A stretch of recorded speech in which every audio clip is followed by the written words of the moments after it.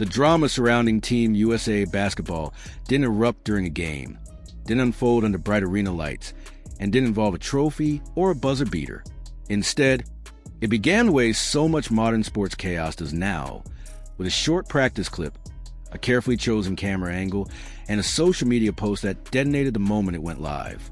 Within seconds, timelines were flooded, comment sections turned hostile, and two of the most polarizing figures in women's basketball were once again forced into the center of a narrative that felt bigger, louder, and far more toxic than the moment itself ever deserved to be. Team USA had just released practice footage from its training camp in North Carolina. Nothing unusual on the surface. These clips drop all the time. A few shots, a few defensive reps, maybe a highlight dunk or block to remind fans that elite basketball never sleeps. But this time, one clip was different. Paige Bueckers rose into a jumper over Caitlin Clark during a routine defensive drill. The ball went through the net, and the internet reacted as if history itself had just been rewritten. You would have thought a championship had been decided. You would have thought legacies had shifted. You would have thought one player had finally been exposed and the other crowned. And that reaction was not accidental. USA Basketball knew exactly what it was doing when it selected that clip. Out of countless possessions, drills, and moments from that practice session, they chose the one guaranteed to spark debate. They chose the moment that would reignite a rivalry already simmering beneath the surface. They chose engagement over context, drama over nuance, and clicks over calm. The result was predictable, immediate, and explosive. For Caitlin Clark fans, this was the first real glimpse of her playing live basketball in nearly 5 months.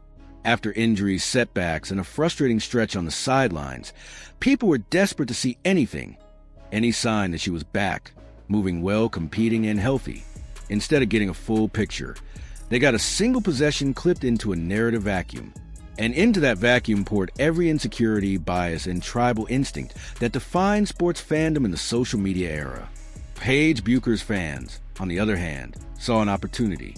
After years of injury struggles that derailed what was once an almost mythic level of hype, this moment became symbolic, not because it actually proved anything, but because it felt like validation. A reminder that Paige is still elite, still dangerous, still capable of shining in the same spaces Caitlin now occupies. One shot, one drill, one clip, suddenly elevated into something it was never meant to be. Lost in the noise was the most basic truth of all.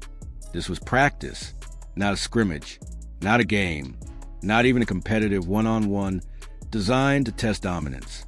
It was a standard defensive drill, the kind coaches run every single day to sharpen footwork, timing, and decision-making. Paige took a shot. Caitlin contested. The ball went in. End of story. Except, of course, stories don't end that easily anymore. The comment sections quickly transformed into digital battlegrounds. Caitlin supporters rushed in to defend her, pointing out the obvious, that she'd been out for months, that one possession means nothing, that elite players score on elite defenders all the time. They reminded people of past matchups, of turnovers forced, of games won when these two faced off before. Meanwhile, Paige's supporters celebrated as if this moment had settled an argument that never should have existed in the first place. The takes got uglier as the minutes passed. Some mocked Paige's injury history. Others questioned Caitlin's defense. Old college matchups were dragged back into the spotlight, stripped of context and weaponized. What should have been a glimpse into two generational talents preparing to represent their country became yet another example of how quickly fandom can curdle into hostility when fed the wrong stimulus. And here's the part that deserves more attention than it's getting. USA Basketball absolutely anticipated this outcome. They understand the ecosystem they operate in. They know the rivalries. They know which names trigger reactions. They know that nuance doesn't trend, but controversy does. They could have posted Caitlin drilling logo threes. They could have shown Cameron Brink swatting shots into oblivion. They could have highlighted chemistry, teamwork, or intensity. Instead, they posted the clip that would get cooked in the comments, as some viewers accurately predicted before the dust even settled. Mission accomplished. But while fans fought over a single frame of footage, something far more important was happening just beneath the surface. Caitlin Clark was back on the floor, moving with confidence, defending with energy, and looking far more ready than many expected after such a long absence. For a player who went from an exhausting college season straight into the WNBA spotlight, only to be sidelined by injury, the mental toll alone could have been overwhelming. Yet there she was, fully engaged, competing, and clearly locked in. That matters. Sitting out for months while your team plays without you is brutal. Staying mentally connected while your body can't do what your mind wants it to do is one of the